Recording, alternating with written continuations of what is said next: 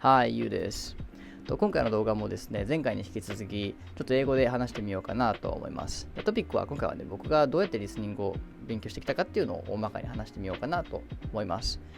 で、僕の英語はネイティブでもネイティブスピーカーじゃないので、かなりミスがあったりします。ですけど、文法的にだったり、発音的に意味が通らないような文は話してないと思うので、せっかくなのでね、僕もスピーキングの練習しながら、皆さんにも、英語の練習をしてもらいたいなと思っています。で、ネイティブじゃない人の英語を聞くっていうのがすごく重要だっていうのは最近僕は実感していて、僕は実際今留学中で、今アメリカの大学院で、今、やっと1学期目が終わりかけているんですけど、僕の今の学年、1年生が6人いるんですけど、僕含めて5人がネイティブじゃないんですよ。で、先生も僕が今受けてる授業、先生4人いるんですけど、そのうちの3人はネイティブじゃないんですよ。なのでそれぐらいネイティブじゃない人の英語を聞くこと、そういう人たちと話をすることっていうのは多いんですよね。で、おそらくそれは皆さんが留学しても同じことだと思いますし、働くようになって仕事をしたいっていう場合でも、おそらくネイティブじゃない人と話すことっていうのはたくさんあると思います。そういった意味でもこういった動画を撮るのも悪くないのかなと思って英語で話してみようかなと思いました。Probably many people struggle to improve your listening skills. That's because mainly the huge difference between Japanese and English sounds. I have had difficulty in learning English, like especially listening, and still I'm struggling to understand English in listening. In today's video, basically, I want to discuss 3 points, like 3 things I have done to improve my listening. First of all, dictation. I guess some of you are not familiar with the word dictation or this technique. Dictation is kind of like a technique. It's similar to shadowing, but you need a pen and paper. Or you can use your smartphone. And in dictation, all you have to do is transcribe what you hear. So, for example, you listen to some English sentence, and right after the sentence finish, you try to, write down exactly what you hear. That's it. And in this process, you'll find which word or which sounds would be difficult for you to catch. And also you need to focus on every single word.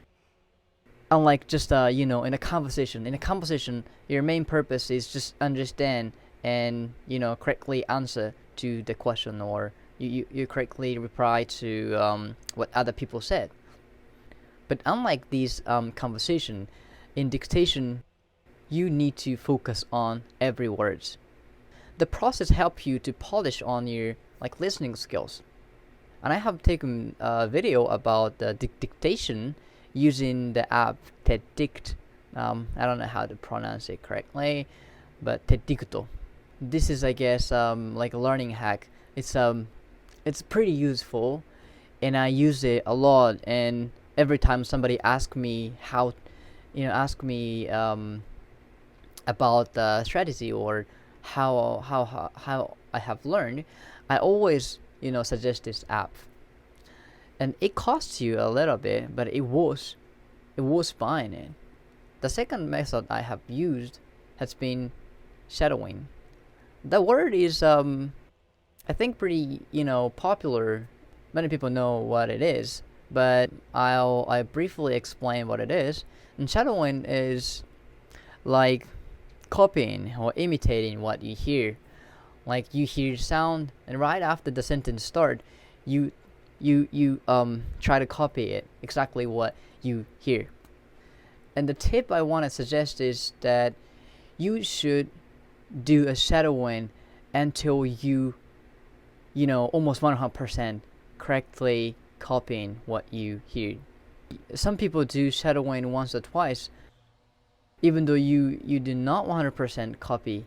You do not perfectly copy what you hear. what I want to recommend you is to do shadowing to the point where you can perfectly copy what you hear. I won't say 100%, but 95% or almost, close to 100%. So, like for example, when I start shadowing, I copied the same sentence about 100 times. It takes so much time, but unless you do like this, the shadowing won't be useful, won't be effective. You need to be patient, but this is important. That's one thing I want to emphasize it. And the final point I want to present here is huge amount of intake. Like intake is similar to input. I discussed these differences in the previous video, but just in case you have not seen yet, intake is a little different than input in that intake is sounds or sentences you understand. In contrast, input is just sounds or sentences just you read or just you hear, but you do not understand. That's input. Okay? So what I want to say here is that input doesn't help you improve your English, but intake help you. So you need to find the material that is understandable to you. If what you hear is what you do not understand, then it's waste of time.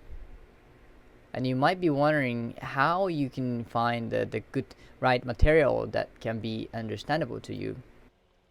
It's not that hard. You have a YouTube, right?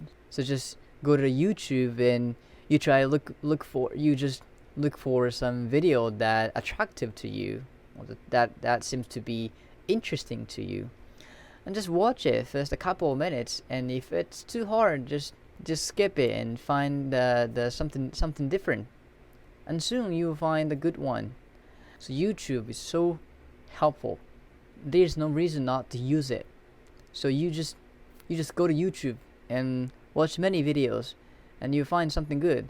And if you are beginner learner of English, you can use Aiken or TOEIC, and you can start with like 5th grade in Aiken, or use a TOEIC listening. These listenings are not super hard. So if YouTube content is too hard for you, then you can use Aiken or something. When you search some videos on YouTube, if you are a beginner, it will be good for you to use a video that is created for language learners. Speakers in the video speak slower than the native speakers. They don't use hard vocabulary, so that these English will be intake. To recap this video, to improve listening, I have done shadowing, dictation, and huge amount of input or intake. So these three is, in my opinion, the essential, like indispensable, to improve or develop your English listening. If you have comments or you find some parts unclear, you can ask me in the comment. So you can write any comments. I will be happy to read. So I'll see you in the next video. Peace.